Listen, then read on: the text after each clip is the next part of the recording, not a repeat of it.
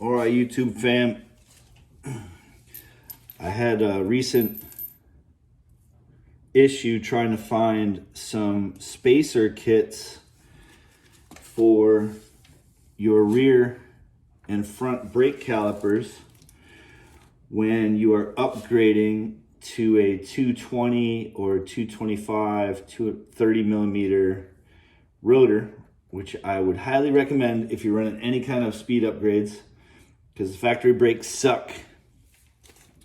First issue you're going to find is that there's only one or two companies that make the spacer kits, and nobody really tells you which size to get for which rotor.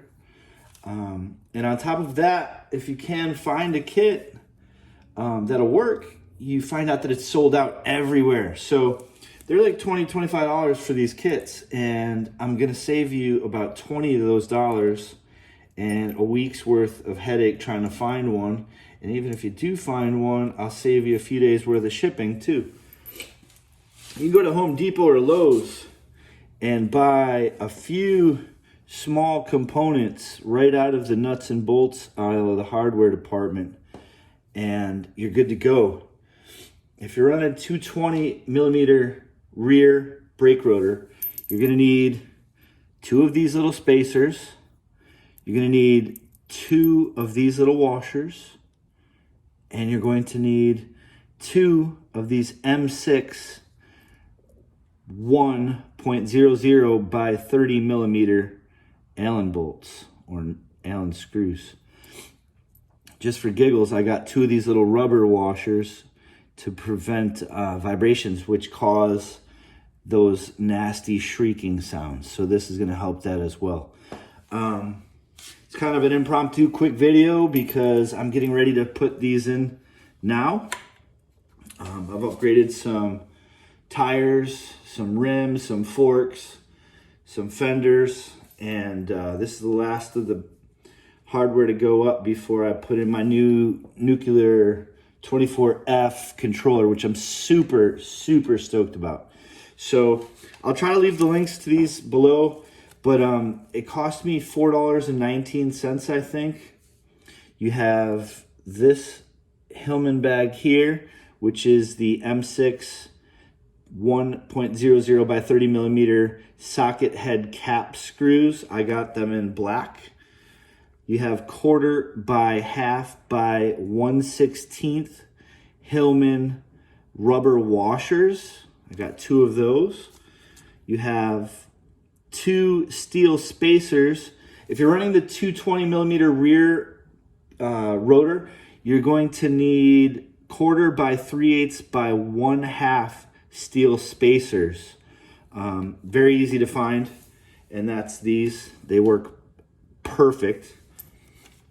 And I got a 1/4 by 3/8 by 1/2 steel spacers. No, excuse me, that's the same thing, but I got two of them. What I was trying to say is I got these little stainless steel. I think these are 1/4 by 1/4 stainless steel washers. So install super easy, man. We're gonna take one cap screw like this. We're gonna slide in one stainless washer like that. We're gonna take one of the rubber washers and one of the steel spacers, and we're gonna fit this to the top of the caliper. Next, we're gonna put on our rubber washer. Then we're going to take our steel spacer, put that on there, and we're going to guide that down to the threaded portion of the caliper bracket. Going to make sure that our caliper is seated properly within the two pads, and we're going to give that a couple of spins.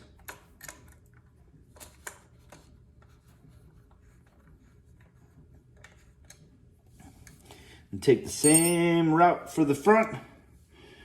One cap socket, one washer. Go through the top of the caliper. One rubber washer. to prevent some vibration. One spacer. Got it in. A lot of people use Loctite on these. I don't find them necessary. I check the components on my bike often, and to be honest with you, you'd have to ride a long time without checking these types of things to rattle some of these loose if they're torqued properly. Now, I'm not torquing these to spec, but I've built a whole lot of bikes in my life, and I can tell you just by hand tight about where they are supposed to be. And that method hasn't failed me yet. So